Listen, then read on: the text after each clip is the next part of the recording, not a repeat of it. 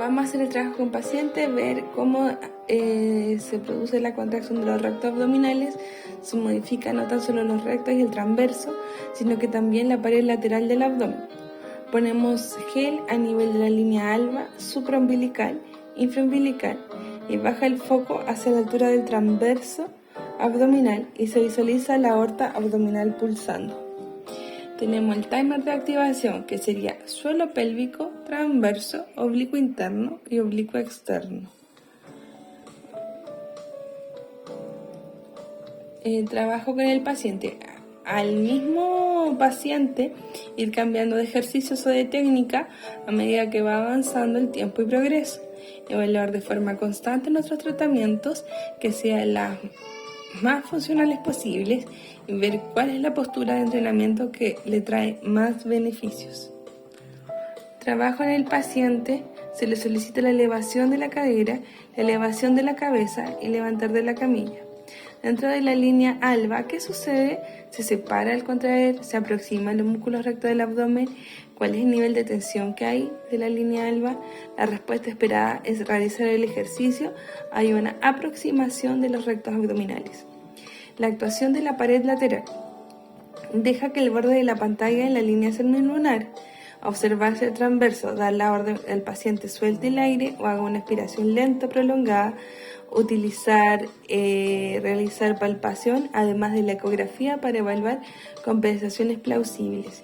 En el paciente se le engrosa el oblicuo interno, que se respete el timer neuromuscular. Además, debería contraerse el transverso más que los oblicuos.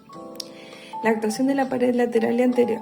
Analizamos si el timer es correcto, analizar si el tiempo de ejercicios propuestos por el kine, ver la tensión de la línea alba es o no es óptima, ver si el transverso abdominal se activa o no, ver si se activa lo que está dando la función óptima, sople y qué sucede.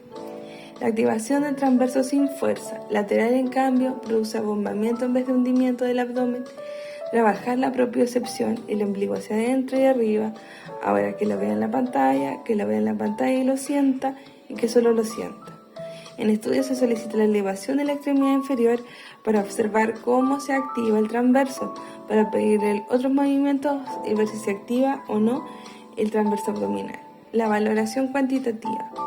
Conocer la progresión de nuestra práctica clínica. Medidas. Cómo se engrosa el músculo recto, cuál es la distancia entre los rectos del abdomen. Vemos la progresión de tratamiento al ver la distancia de la línea alba en la diástasis. Hay un engrosamiento del músculo, hay una distancia de la línea alba. Cálculo de la distancia. Se mide la esquina del vientre muscular y difiere según los estudios. 2,5 a 3 por encima del ombligo, 2 a 2,2 por abajo del ombligo. Hasta estudios ocupas otras medidas. Para la clínica me quedo con la mayor distancia entre la diástasis y ahí trabajo.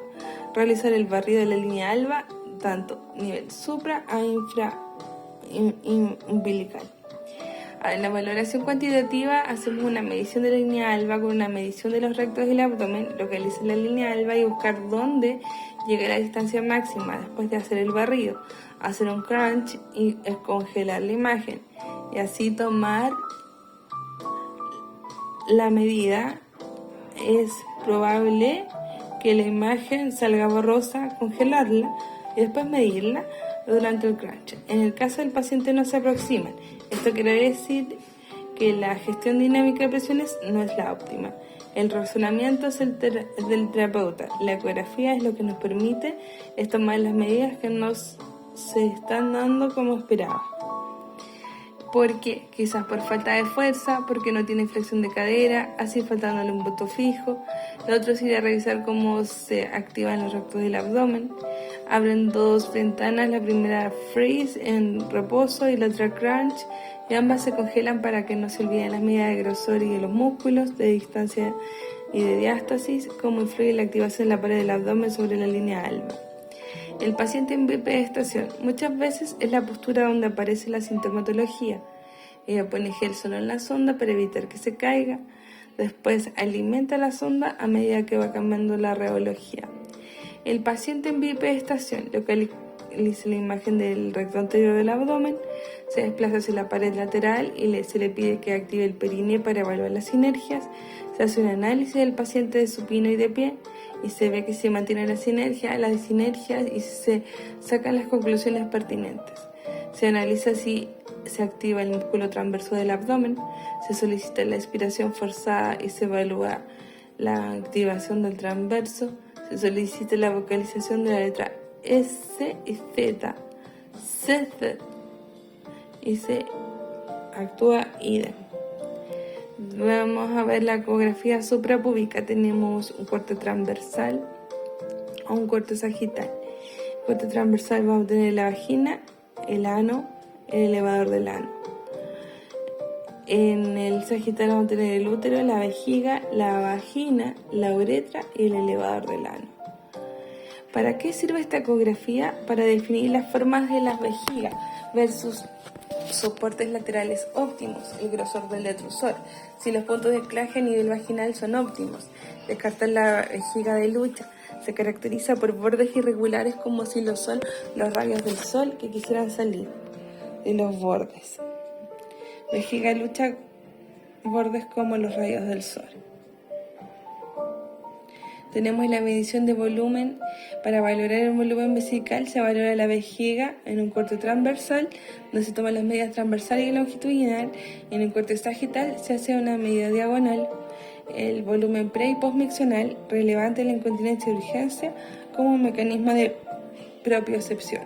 Utilizamos la sonda convexa. Formar la vejiga, integridad del tejido conectivo, vejiga, paredes vesicales, volumen vesical y residuo postmiccional. Visualizar la posición uterina, analizar la contracción perineal, las primeras visitas y seguimiento de los pacientes con dolor o en niños. Podemos visualizar la posición uterina, vemos si tiene un DIU, ver la posición de la próstata, conocer la contracción perineal sin ser invasiva, sobre todo en la primera consulta, ver si hay progresiones de ejercicio, se está dando en forma óptima, parámetros para evaluar el dolor en niños y soporte visual. La visualización. En la parte anterior del abdomen, por encima del pubis, veo los bordes de la vesical. Observo si hay una cistocele en la fascia inferior de la vejiga, como se mostraría en la foto. Busca la zona donde hay más convergencia de ecos y calibro. Calibro la imagen, lo de siempre: profundidad, frecuencia, foco, ganancia. Visualizo en el cuello vesical. El plano transversal vemos como una zona triangular y aplicamos el modo M. El modo M es un modo de movimiento y se utiliza para una representación gráfica de la señal, a lo mejor a lo largo de la línea que representa el haz del ultrasonido.